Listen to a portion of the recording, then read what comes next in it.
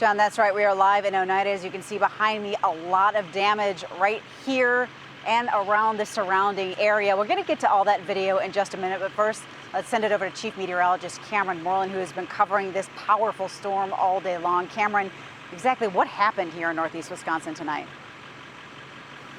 Nina and John, the threat for severe weather has come and gone, but we're still looking at a flood advisory here for parts of Fond du Lac County and northwestern Sheboygan County, and a flash flood warning for the extreme southern part of Fond du Lac County and Sheboygan County, but that's not really within the NBC 26 viewing area. Thunderstorms have been producing some heavy rain, especially south and east of Lake Winnebago this evening. And the #1 severe weather-related killer in the U.S. each and every year is flooding. So just a good idea to stay home tonight if you do have to go out. Never cross water on roadways. The #1 rule is turn around, don't drown. Here's a look at the warning map for northeast Wisconsin, and you can see we do not have any active warnings. The threat for severe weather has ended. We are still looking at a tornado watch for Sheboygan County, but once again, really the main threat from here on out as we head through the next half an hour to 45 minutes is going to be the threat for heavy rain here across eastern Fond du Lac County, Sheboygan County, and also southeastern Manitowoc County. All of the severe thunderstorms that we had earlier today have now lifted off to the north and east, but they certainly left their mark across parts of central and northeast Wisconsin. Numerous reports of wind damage. That was the primary severe weather event with this line of thunderstorms. And I know there's lots of wind damage icons showing up on the map, but you could probably triple or quadruple the amount of actual storm damage reports if we had them all. And the main thrust of the severe weather this evening was from central Wisconsin up through Door County. We had a swath of straight line damaging winds between 60 and 80 miles per hour here that produce widespread tree damage. There's tree damage all over the place here across Waushara County, Outagamie County, northwestern Brown County, southeastern Oconto County, up into Door County, and there was also a possible tornado near Navarino. Now we'll get a storm survey by the National Weather Service at some point over the next couple of days, and they will let us know how bad the straight line winds were, how strong were they, and were there any tornadoes here in northeast Wisconsin. But thankfully, the threat for severe weather is over. Back to you. Those trees, that wind that Cameron's been talking about, knocking out power to tens of thousands of WPS customers across northeast Wisconsin. Even here, they're still working on a generator to get things up and running at this home here in Oneida. Crews are going to be out all night tonight, throughout the next couple of days. Residents are going to have to be patient waiting for those crews to get the power back up and running for those WPS customers. Again, tens of thousands of customers hit hard by tonight. We were driving up here and saw power poles snapped in half, lines across the road, roads blocked off because of it. That power really caused a lot of damage out here. One area that was hit really hard was Velp Avenue in Howard. NBC 26's Tyler Jobe was there covering that part of the story for us tonight. He joins us live with more on that. Tyler?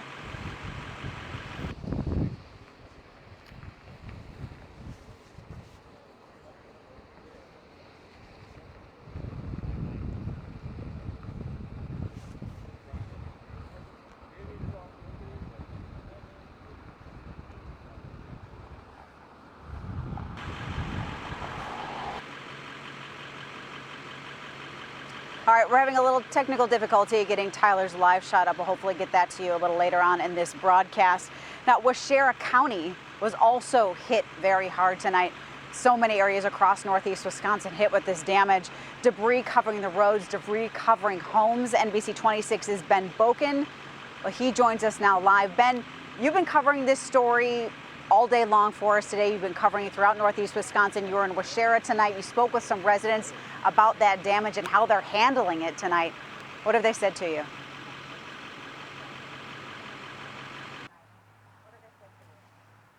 Yeah, Nina, Bill and Shirley Huck have lived here for over 60 years, right on Silver Lake. And they say throughout their time here, they've never seen storm damage quite like this on their property. They say that there's around 7 trees behind me just in their front yard, all uprooted, and each one of them about 100 feet tall each. In Wautoma, strong winds, hail, and a torrential downpour left debris almost everywhere. The Hucks say they'll have to saw and clean up most of their yard on their own. We got hit pretty hard here. We've got a few big branches and a couple trees down, but everybody's safe and everybody made it through it. James Heck owns the Silver Chris Supper Club and Resort in Wautoma. It was very scary. We've got a lot of employees here that, that their parents and guardians and husbands and wives are worried about them here. So we've got basements and tornado shelters that we've put them all in. The power was out at his entire facility and throughout the surrounding neighborhood. Customers walked around scanning the aftermath. I got some really nice employees that are going to come and help out. We got a lot of garbage cans that have spewed everything everywhere. So the storm even left overturned docks on Silver Lake just behind the Supper Club, while residents sweep up the branches. It's one of those nights you got to chalk up to Mother Nature.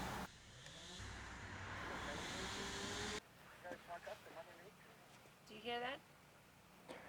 Now the power here in Wautoma is still out, at least in this neighborhood on Silver Lake. They tell me, the residents, that most of their cleanup efforts will start tomorrow morning. That's Thursday morning. And also, so far, we've seen a number of snowplow type trucks moving across the roads, trying to sweep that debris off the roadways. Live here in Wautoma, Ben Boken, NBC 26. I've seen a lot of those as well, Ben. Thank you. Residents are going to have to be patient. And yes, there's going to be a lot of cleanup in the days and weeks to come. Let's head back out live to Howard, where NBC 26's Tyler Jobe is standing by with more on that angle of the story, where that area was also hit hard tonight. Tyler?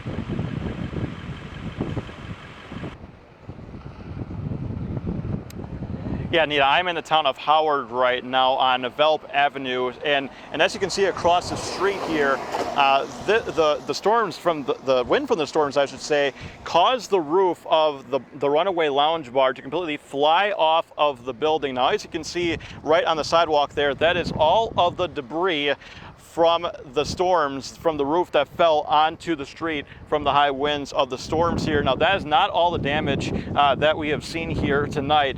WPS worker told me that some of the debris that fell off of the roof flew completely all across the street and into the front of the property of the American Inn Hotel, and even went through one of the windows of that hotel, just completely smashed through. I know it's kind of hard to see, but if you look up and then to the left, that big window, that window is completely smashed. So some pretty significant damage from the storms here tonight. Also, one more thing of note here is that there are several stoplights out on Velp Avenue in Howard. So if you are driving out here tonight, just please drive with caution. We're live in Howard. Tyler Jobe, NBC 26. Nina, back to you. Name Matuzik? Stand by. All right, thank you. We're back live here in Oneida. I want to show you what's behind me here. We're at the family home of the Matuzik family who live here in Oneida. They've been here for more than 40 years. This is their family home. You're looking at their garage, their shed that collapsed in this storm. Underneath this is their cars, their lawnmower, their possessions. They're lost right now, trying to figure out what to do and where to start. The trees ripped out of the ground, thrown more than 50 feet here.